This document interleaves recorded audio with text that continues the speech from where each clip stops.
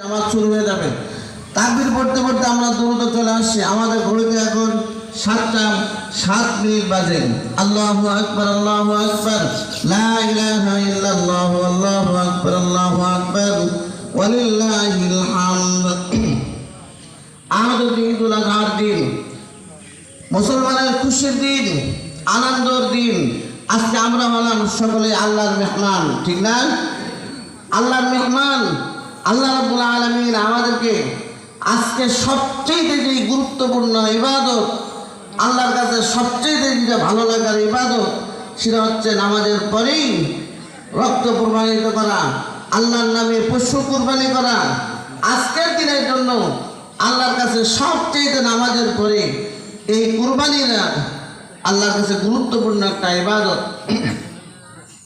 কুরবানিতে প্রত্যেকটা উম্মতের জন্য আদম আলাইহিস সালাম থেকে নিয়ে আমাদের পর্যন্ত আল্লাহ রাব্বুল আলামিন এই কুরবানি জারি রেখেছেন। এক এক নবীর সময় এক এক রকম ছিল কুরবানির ধাঁচ। আল্লাহ রাব্বুল আলামিন আমাদেরকে আরো দয়া করেছেন, মায়া করেছেন। যেই কুরবানি আমাদের জাতির পিতা ইব্রাহিম আলাইহিস সালামের উত্তরসূরি আমরা, সেই যেই কুরবানি ইব্রাহিম আলাইহিস সালামের সুন্নাত।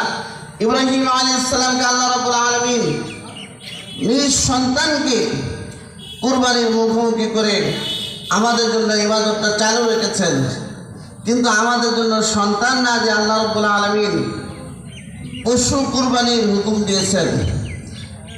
তারপরেও আমরা অনেকে এই মহা গুরুত্বপূর্ণ একটা ইবাদত, আল্লাহর কাছে যেটা ভালো লাগে, আল্লাহর কাছে ভালো লাগা আমাদের চাওয়া, সেটা আল্লাহ রাব্বুল আলামিনের সেই গুরুত্বকে আমরা পিছনে ফেলে দিয়ে অনেকে অজুহাত দেখায় কোরবানি না করার জন্য। ভাই, আমরা যেই কারণে কোরবানি করি না, আমরা যেই কারণে অজুহাত দেখাই, অভাব অনটন, আমরা সেটা দুনিয়াতে রেখে যাব, সেটা আমাদের সাথে যাবে না। আমরা চিরস্থায়ীভাবে সেই সম্পদ ভোগ করতে পারবো না। এই জন্য যত অভাবে থাক, যথাসম্ভব আল্লাহর ভালোবাসায় যেই খেলা চলতেছে আজকে, এতে শরীক থাকা।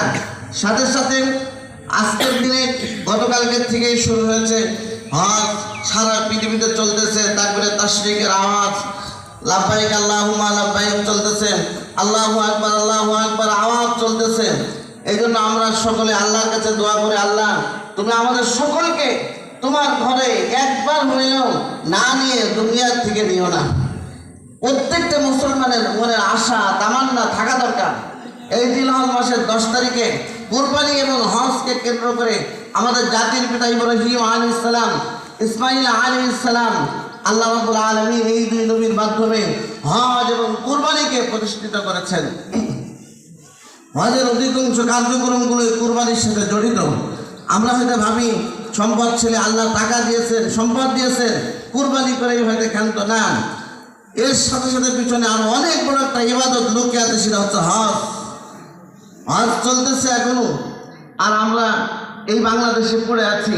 এই জন্য আল্লাহর কাছে দোয়া করো, আল্লাহ একবার হইলে তুমি তোমার ঘরে নিয়ে যাও। ইব্রাহিম আলাইহিস সালাম যেই জায়গায় কুরবানি প্রথম করেছেন, যেই ঘরে ইব্রাহিম আলাইহিস সালাম, ইসমাঈল আলাইহিস সালাম, দুই বাপ বেটা দুই নবী নির্মাণ করেছেন, সেই ইতিহাসগুলো, যে জমজম কূপের পানি খাওয়ার জন্য মানুষের মনে সবচেয়ে বড় আশা থাকে, এক ঢোক পানি হইলেও যেন আল্লাহ আমাদেরকে খাওয়ান, ঠিক না? মানুষ হজর থেকে আসলে কিছু দিক আর না দিক, আগে বলে ভাই এক ঢোক পানি আমাকে দিও। ইখলাস কাকে বলে? ইব্রাহিম আলাইহিস সালামের বয়স হয়ে গেছে, সন্তানাদি হয় না। আল্লাহর কাছে দোয়া করলেন, আল্লাহ রব্বি হাবলি মিনাস সালিহিন, রব্বি হাবলি মিনাস সালিহিন। দোয়া করতে থাকলেন, আল্লাহ তুমি আমাকে একটা সালিহিন নেককার সন্তান দান করো। আল্লাহর কাছে আমরা কি চাইব? নেককার সন্তান। আমরা আল্লাহর কাছে সন্তান চাই। সন্তান না হইলে দিশেহারা হয়ে যায়, সন্তান না আসতে দেরি হইলে মাথা নষ্ট হয়ে যায়। তখন আমরা এ মাজারে সে মাজারে, আজ গাছ তলায় কাল কবিরাজ বাড়ি দৌড়াইতে থাকি।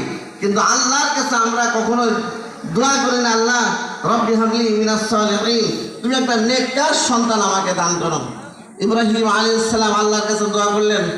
আমরা যারা আসি খুব দ্রুত চলে আসি, আর গেটের মুখে যারা আমাদের কমিটির ভাইরা আছে, গেটের মুখ আগেই যদি মেকআপ হয়ে যায় তাহলে এই পাশের লোক ঢুকতে পারবে না কিন্তু।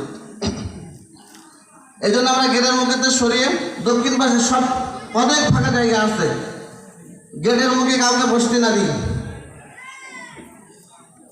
আল্লাহ রাব্বুল আলামিন ইব্রাহিম আলাইহিস সালামের দোয়াকে কবুল করলেন, রব্বি হাবলি মিনাস সালিহিন।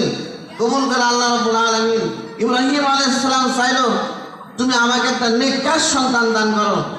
আর আল্লাহ রাব্বুল আলামিন ইব্রাহিম আলাইহিস সালামকে সুসংবাদ দিলেন, ফাবাশশারনাহু বিগুলামিন হালিম। আমার দোস্ত, আমি তোমাকে একটা সহনশীল সন্তান দান করলাম। কি সন্তান? সহনশীল সন্তান। ইব্রাহিম আলাইহিস সালাম চাইলেও আল্লাহ রাব্বুল আলামিন কবুল করে একটা সহনশীল সন্তান দান করলেন।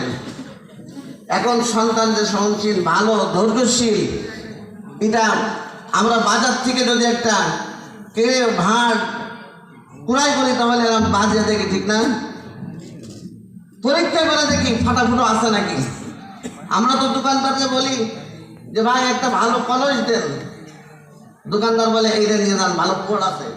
আপনি দাঁড়িয়ে থাকেন না টুক করে বাড়ি মারেন, টুক করে বাড়ি পরীক্ষা করে নিয়ে আসেন। আল্লাহ রাব্বুল আলামিন বললেন, ফালা ফাবাশশারনাহু বিগুলামিন হালিম। আমি তোমাকে একটা সহনশীল সন্তান দান করলাম, কিন্তু সেটা তো পরীক্ষা করে দেওয়া লাগবে, ঠিক না? এই জন্য আল্লাহ রাব্বুল আলামিন ইব্রাহিম আলাইহিস সালামের সন্তান যখন ফালাম্মা বালাগা মা'হু সাইয়া, পিতার সাথে হাঁটাহাঁটি করতে পারে, সন্তান হওয়ার সাথে সাথে আল্লাহ পরীক্ষার জন্য দেখেন সারা পৃথিবীতে কিয়ামত পর্যন্ত মানুষের সাথে এই স্মৃতি রেখে দেওয়ার জন্য আল্লাহ রাব্বুল আলামিন ইব্রাহিম আলাইহিস সালামকে বললেন, তুমি তোমার সন্তানকে নিয়ে বনবাসে পাঠিয়ে দাও। কিন্তু কোথায় যাবে, কোন স্থানে যাবে, আল্লাহ রাব্বুল আলামিন ইব্রাহিম আলাইহিস সালামকে বলেন নাই। ইব্রাহিম আলাইহিস সালাম আল্লাহর হুকুমে চলতেছে আল্লাহ রাব্বুল আলামিন কানে কানে, উটের কানে কানে বলে দিলেন কোন জায়গায় যাবে। চলতে চলতে চলতে চলতে মরুভূমি, পাহাড়ের ভিতরে, যেখানে কোনো লোকের বসবাস নাই, কিচ্ছু নাই, শুধু পাহাড় আর পাহাড়, পাহাড় আর পাহাড়, মরুভূমির ভিতরে উট দাঁড়াই গেলেন। ইব্রাহিম আলাইহিস সালাম উপরে রেখে চলে আসলেন। আসার সময় স্ত্রী বললেন, আমাদের যে রেখে যাচ্ছ এখানে কার হুকুমে? ইব্রাহিম আলাইহিস সালাম আল্লাহকে ইশারা করে বলে, আল্লাহ।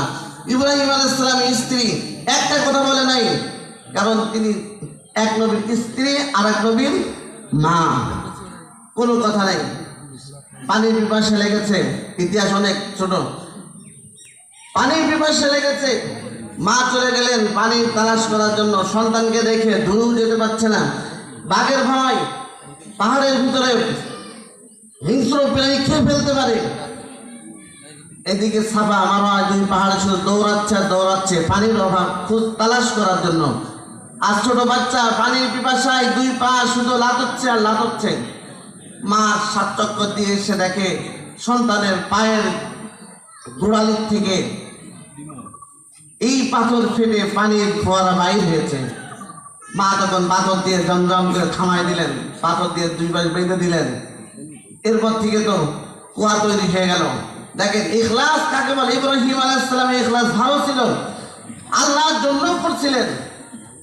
ইব্রাহিম আলাইহিস সালামের স্ত্রীও কোনো অজুহাত দেখায় নাই, সবার সমন্বয় ইখলাসের বদলে আল্লাহ রাব্বুল আলামিন এমন একটা পায়ের গোটায় কুয়া তৈরি করে দিলেন, যেই কুয়ার পানি খেয়ে আজকে মানুষ ক্ষুধা নিবারণ হয়ে যায়। যত জটিল রোগ আছে আল্লাহ রাব্বুল আলামিন সেটাও ভালো করে দেন। সমস্ত পৃথিবীর মানুষের একমাত্র আশা থাকে জমজম কুয়ার পানি খাবো। আল্লাহ এত নিয়ামত দিলেন, মক্কা মদিনার মানুষ জমজম কুয়ার পানি খায়। যত হাজি আছে তারা পানি খায় এবং নিয়ে আসে, এরপরও আজ পর্যন্ত কখনো জমজম কুয়ার পানি ফুরায় নাই। এই জন্য ইখলাস, আজকে যে কোরবানি আমাদের আছে, এই কোরবানি ইখলাস এবং আল্লাহ ভালোবাসার পরীক্ষার মাধ্যমে এসেছে। এর সাথে অনেক কিছু জড়িত আছে।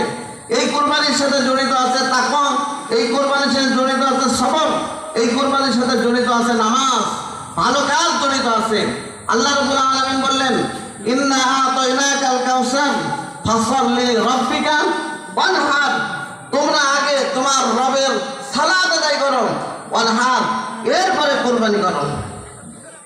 তাহলে কোরবানির আগের শর্ত হচ্ছে নামাজ আদায় করা।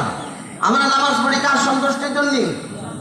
আল্লাহ সন্তুষ্টের জন্য আমরা নামাজ পড়ি আর কোরবানি করি আল্লাহ।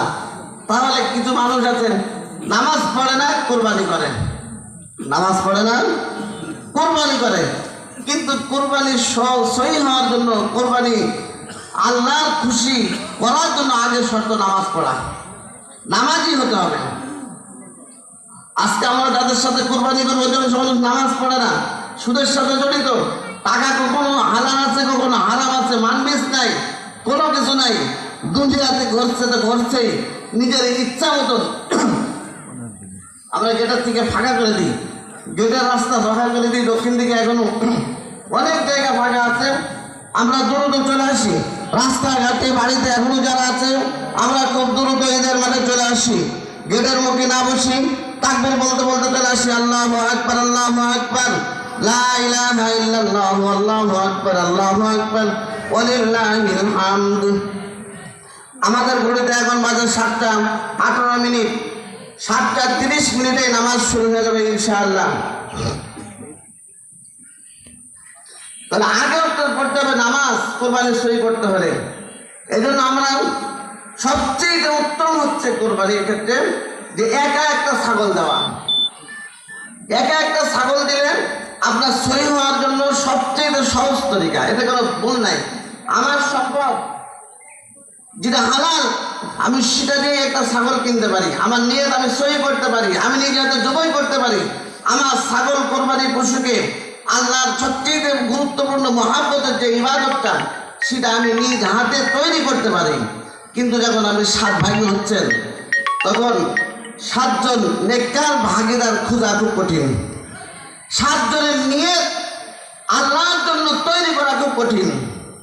7 জন নামাজি ব্যক্তি পাওয়া একেবারে যে খুব সহজ তাও নয়। এজন্য আমি বলি যদি ভাগীদার খুঁজতে হয় তাহলে আপনার মসজিদ থেকে খুঁজতে হবে। আপনি যদি অংশীদার হতে চান তাহলে আপনার পাশে কে নামাজ পড়তেছে, আপনার পিছনে কে নামাজ পড়তেছে, 5 ওয়াক্ত নামাজ পড়ে 1 বছর আগে